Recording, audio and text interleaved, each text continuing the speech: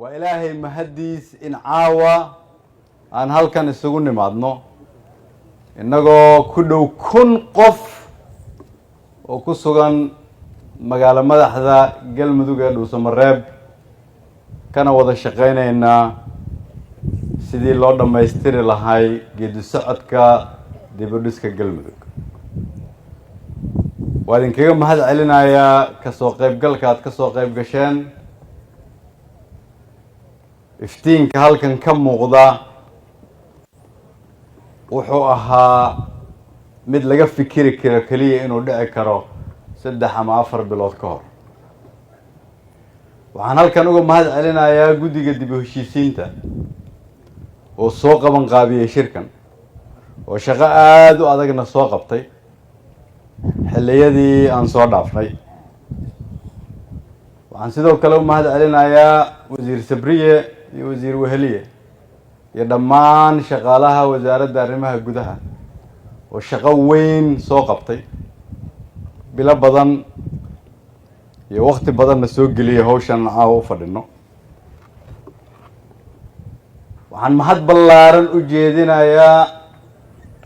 علماء الدين كأهل السنة كل جد شيخ محمود شيخ أشعري يا شيخ شاكر ومالنتي عن هل كان نمد إلا هدا نجرب تاجنا ددال كيسة يدلقات كيسنا وسبب توين وياها عاوة إن هل كان جبنا حن إذن كقعد سنة يا إنسي مقل الله سبعيو شيخ شاكر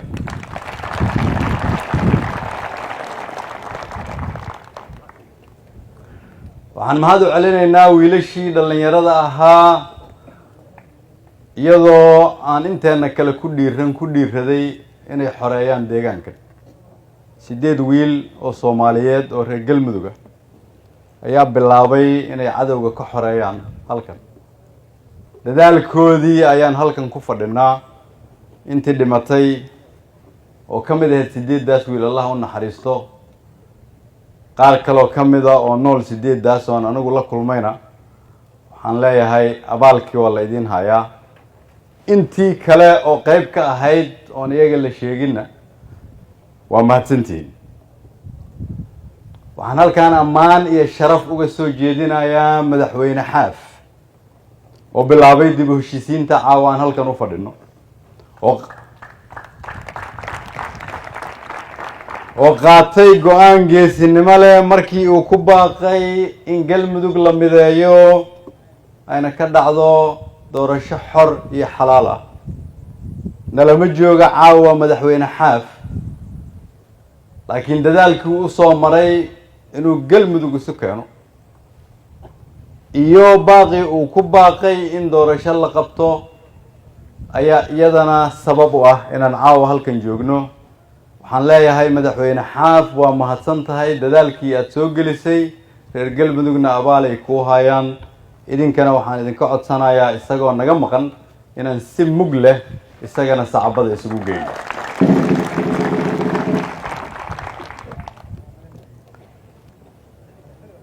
waxaan mahad celinaynaa ciidamada Soomaaliyeed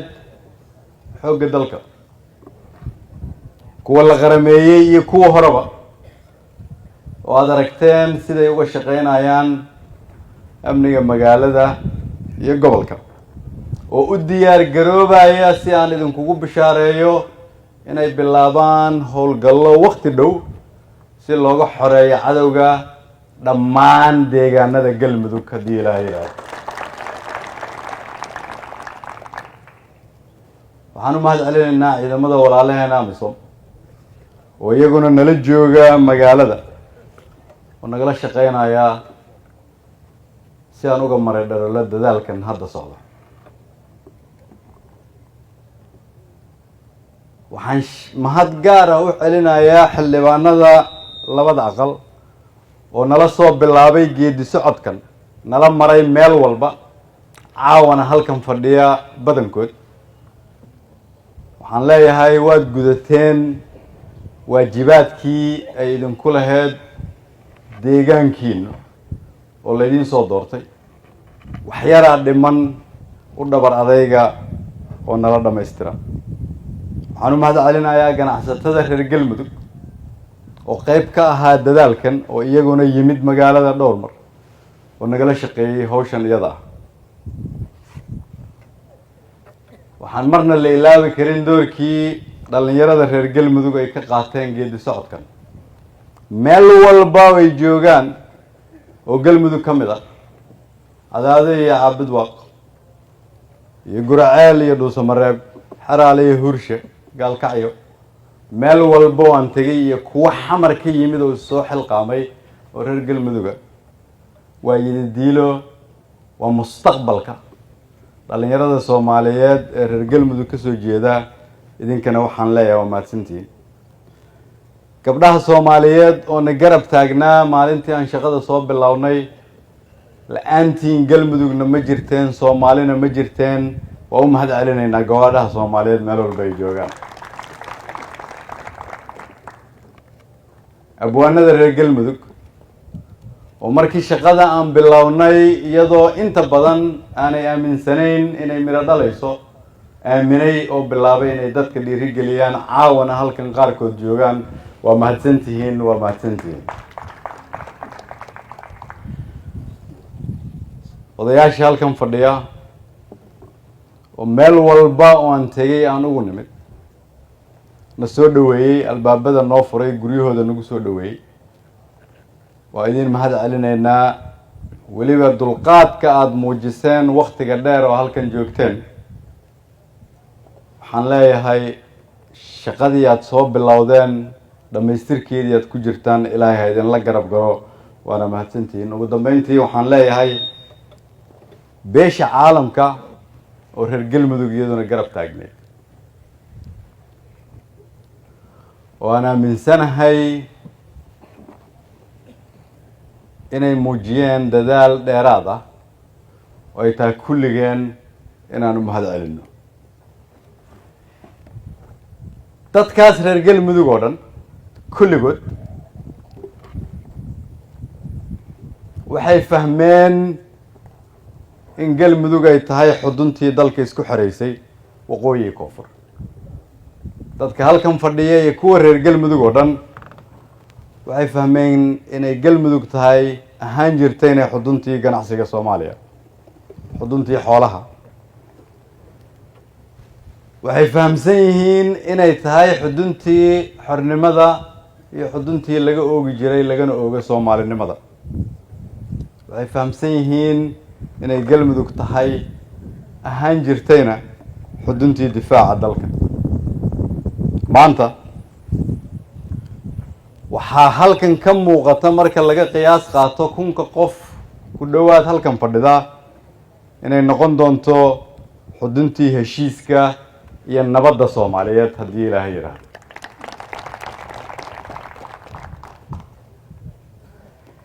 maadaama marka haddii aad tihiin reer Galmudug aada isku raacdeen inay tahay xuduntii dalka, aada og tihiin inay lafdhabar tahay, su-aashii waxa ay tahay siduu u noolaanayaa qof xudunta laga hayo.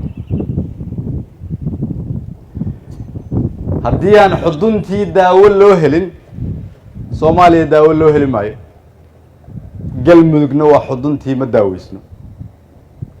Galmudug daaweysan, Galmudug nabad ah, Galmudug heshiis ah, Galmudug leh maamul shaqeeya waa horumarka dalka iyo dadka Soomaaliyeed. haddii aan ku sii noolaano Galmudug wax la kala leeyahay oo aan la helin Galmudug wax la wada leeyahay, waxaa khatar ku jira mustaqbalka Galmudug, taasoo khatar gelinaysa mustaqbalka ummadda Soomaaliyeed. waa dhab reer Galmudug inaad xoolaha kala leedihiin, inaad beeraha kala leedihiin, inaad ceelasha kala leedihiin, inaad beelaha aad kala dhalateen aad ku kala abtirsataan sida halkan ba aad ka sheegteen. laakiin caawa iyo berri waxaad u baahan tihiin inaad samaysataan wax aad wada leedihiin oo aad wada difaacdaan. lexjecla idinka wada hayso aada u siman tihiin oo hoggaankeedu galo doorasho xor iyo xalaal ah oo xilkeedu meerta yahay waxaad u baahan tihiin maamul waxaad u baahan tihiin dowlad goboleed galmudug ah dowlad goboleed sida geed weyn ah oo aad wada harsataan oo qoraxda ka hoos gashaan ama aada roobka uga okorataan waxaad u baahan tihiin inaad heshaan wax isku kiin soo dhaweeya isu kiin keena gogasha maanta fidsan iyo shirkan aan caawa halkan ku daahfurayno waa albaabkii laga gelayay dowladnimada galmudug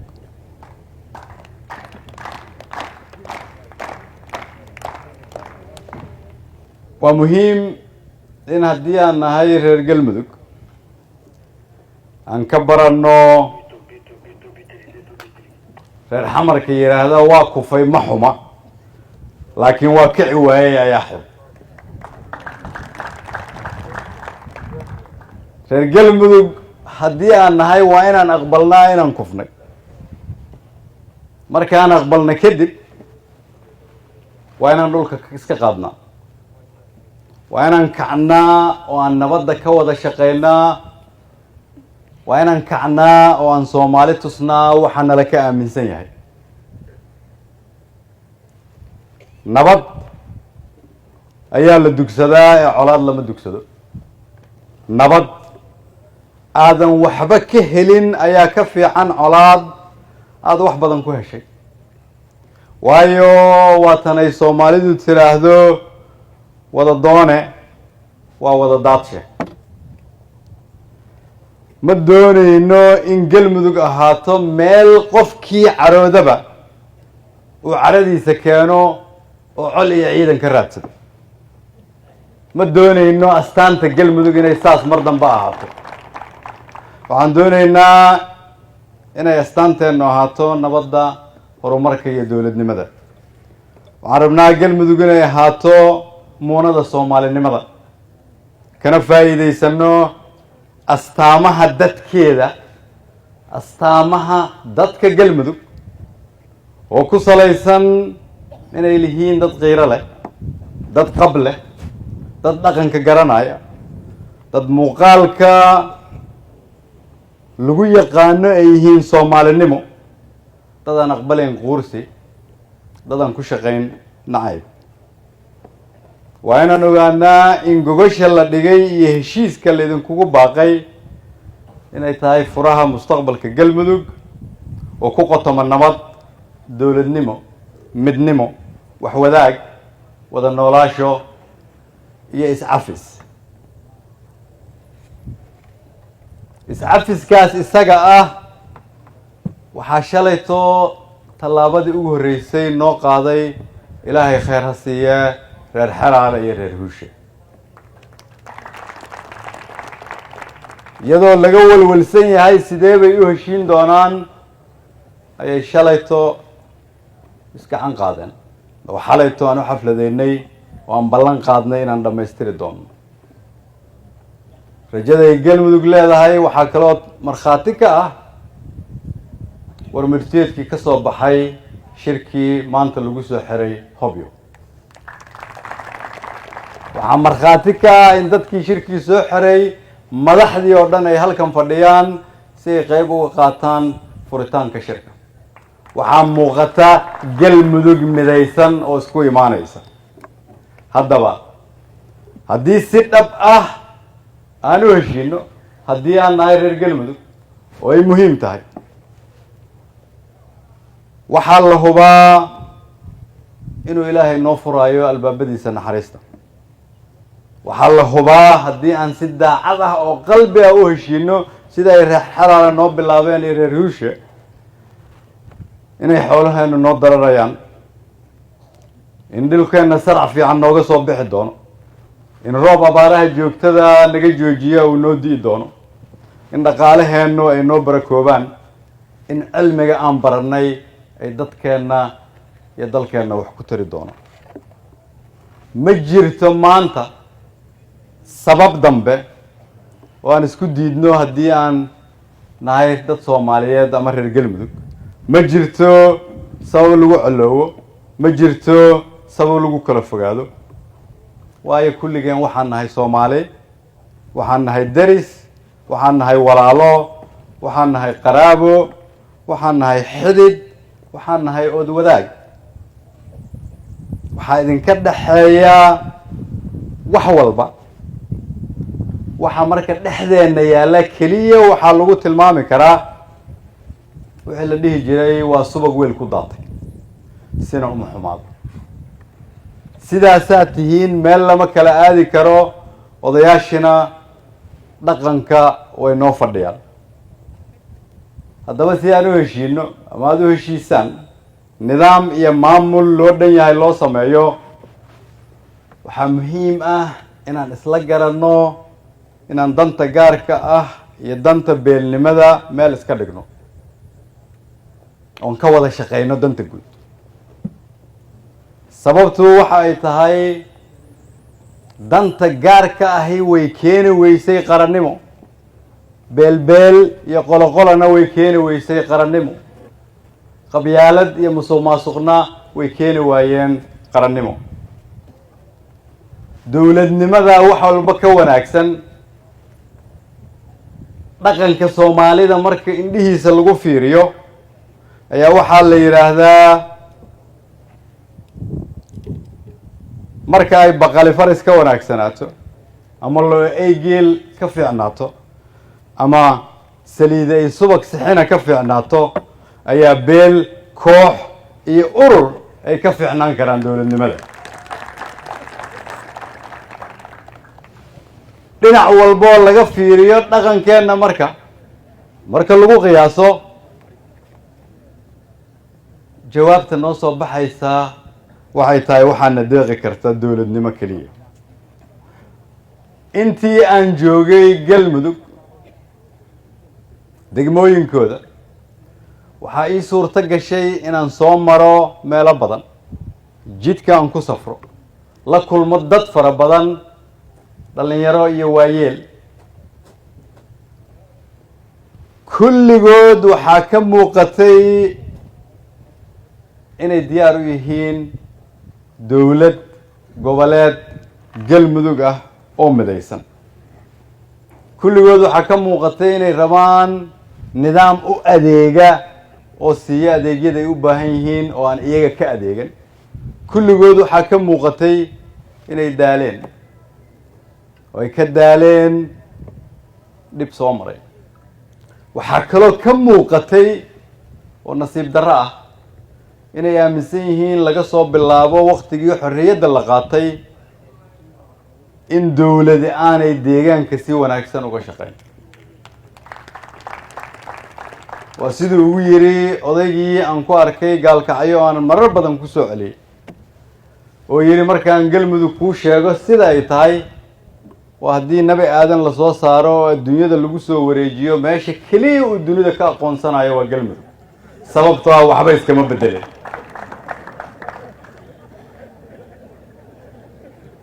oday reer Galmuduga oo rabay inuu si sahlan ii fahamsiiyo waxa ay reer Galmudug tabanayaan ayaa ii sheegay arrinka macnaheedu waxay tahay dadkeena siyaasiyiinta ayaa fariin loo dirayaa oo ah haddii la rabo inay shacabka Soomaaliyeedna aqbalaan waa in dowladeedu ay adeeg bixisaa adeegana ay keentaa meesha ay shacabku joogaan waxaa kaloon ka soo bartay in shacabka reer Galmudug ay yihiin dad naxariis badan albaabadoodu furan yihiin kulligood kaliya ay u baahan yihiin in lala fariisto la dhageysto lala hadlo looga garaabo wixii looga khaldan yahay laakiin iyaguna ay si fudud uga garaabaan wax walba waan ka codsanay maadaama marka rabitaanka shacabkeenu uu yahay midnimo iyo dowladnimo waa in idinka madaxda ah oo halkan fadhiya siyaasiyiin rag iyo dumar odayaal dhaqameed وأنا نكرر مينار ربيتان كشعبك كان وضع شغينا دنت جود سببت waxay tahay markaan danta guud ka shaqeyno ayaa qof waliba danta gaar u hagaagaysa qofkii guta danta guud dantiisa Ilaahay baa u gudaa waa kuwa culimadu mar walba noo sheega sidaas daraadeed waa inaan xasuusinaa inaanan u baahnayn inaan walwalno markaan danta guud ka shaqeynayno uma baahnayn inaan musuqmaasuq ka shaqeyno uma baahnin inaan qabyaalad ka shaqeyno uma baahnin inaan dan gaar ah darteed Ilaahayna dambi uga galno dadkeena iyo dalkeenana ku dhibaateyno sababtoo ah qof walba irsaaqadiisa Ilaahay baa qoray xoog laguma keeni karo qof walba saldanada uu raadinayana Ilaahay baa qoray haddaan lagu qorin heli maysid haddii lagu qorayna adigoo iska jiifaad helaysaa أنا مرخاتي كانوا اسكجي فيتم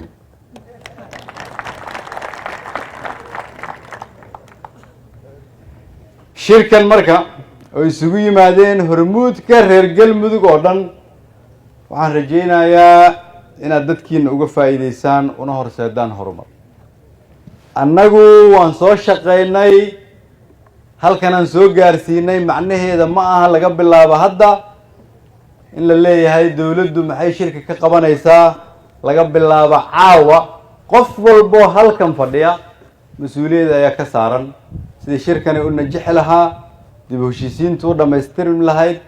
dawlad goboleedkii halkan laga sheegayo qof walbo soo istaagayna ku salaysneed furfurnaanta iyo cadaaladda iyo hufnaantana looga dhisi lahaa waxaan rajeynayaa in shirku inta uu socdo iyo inta dhismaha galmudug ay socoto inaan fahmi doono in haddii inta halkan fadhida ay heshiiso ka shaqeyso midnimo iyo dawladnimo in horumar la gaarayo sababtoo ah waqtigii intani ay ka shaqeysay ama kala raacday qabiil ama qolo ama beel oo midnimo aanay jirin dariiqa ay nagu riday caawa ayaan taagana وارون قبيلان كلا نهاي لكن قبيالة دينا نكون شغيسنا مربنا وحال هو إن كدوات كون كقف هل كان فرديا عاوة راجي يدمر دليري ويل هدي قلبي جود فران اسكو دوبمان اسو تناسلان يجو التناسل هي مستقبل كشعب كرجال مدوك ونفهمان هرمرك الشعب كرجال مدوك إنه كحرية هاي هرمرك الشعب كصوماليات إن هرمروين هل كانوا كيمانا دولة نمدو وحين نجبر برتي مركي انتهينا أنكلقوا قبنا من نمدو وحين نجي راتي مركي انتهينا أم بيلا كلا نغني كنا شقينا سدا سدا درادد وين نكجورنا فكر كخلاف ككل سن وين نكجورنا دقن كعلاد كل سن وين نكجورنا مصلحة قبيلة كل سن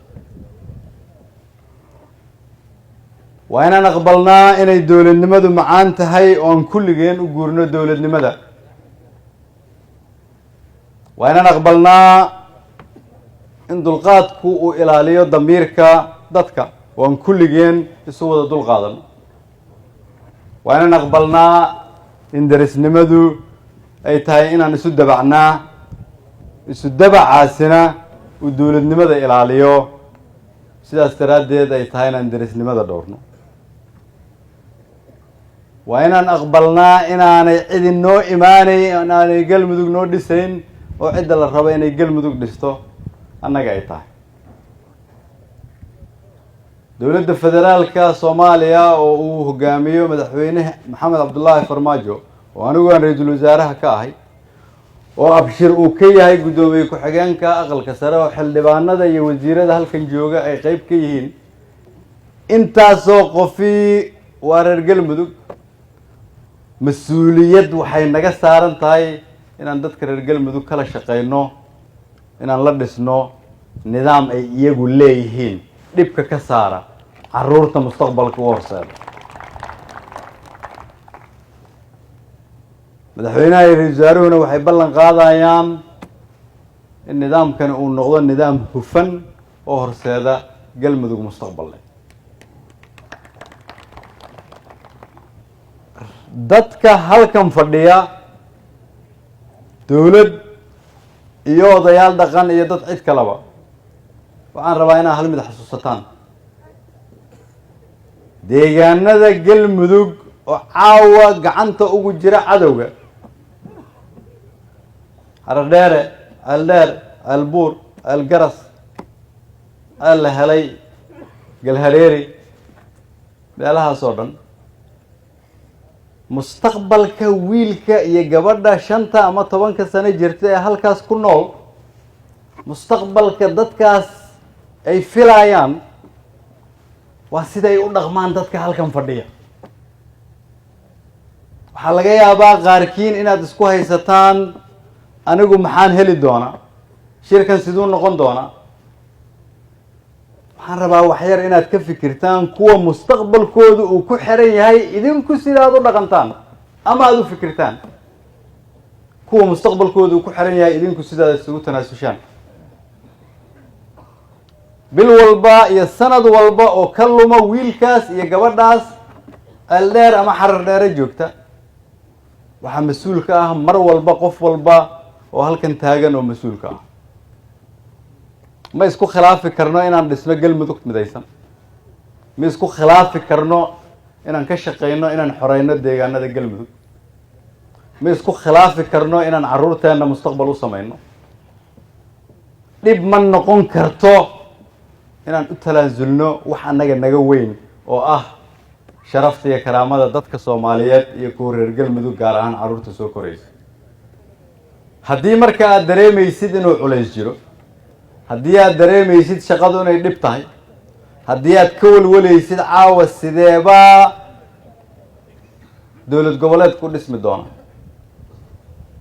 ka walwal wiilka yaadka u tahay ama eedada iyo habaryarta aad u tahay oo jooga meel cadow haysto oo halka hami uu leeyahay adigu waxa aad qabato sida aad u fikirto ama sida aad dadka ku dhinac fadhiyo ula shaqeyso. waxaan rabnaa shirkan dib u heshiisiinta sida la sheegay inuu soo dhammaystiro wixii hore oo galmudug ay lahayd, nidaamkii noo degsanaa. dad badan oo Soomaaliyeed ay ka soo shaqeeyeen laga bilaabo Gaalkacyo oo senator Cabdi Qaybdiid uu nagala joogo, dad badan ay madax ka soo noqdeen, qaar nool iyo kuwa aan nooleenba. nidaamkaas inaan sii xoojino oo uu noo dhalo dowlad goboleed kulligeen aan ku wada qanacsannahay. sidaas daraaddeed ayaan caawa waxaan halkan ka caddeynayaa marka ugu horeysa in shirkii dib u heshiisiinta dowlad goboleedka galmudug uu noo furan yahay, kulligeenna aan ka wada qayb galayno. waxaa kaloon soo jeedinayaa codsi ah, way noo dulqaateen culimmadii ahlu sunna, magaalo madaxdii waan isugu nimid, ciidamadii waa la qarameeyey, kuwa amisom way joogaan, ku dhowaad 1000 ergaa iyo madaxdii galmudug oo dhan ayaa halkan fadhida. waxaan idinka codsanayaa fursaddan iyada ah inaan laga lumin reer galmudug. waa mahadsantihiin. wassalaamu calaykum waraxmatullahi wabarakatu.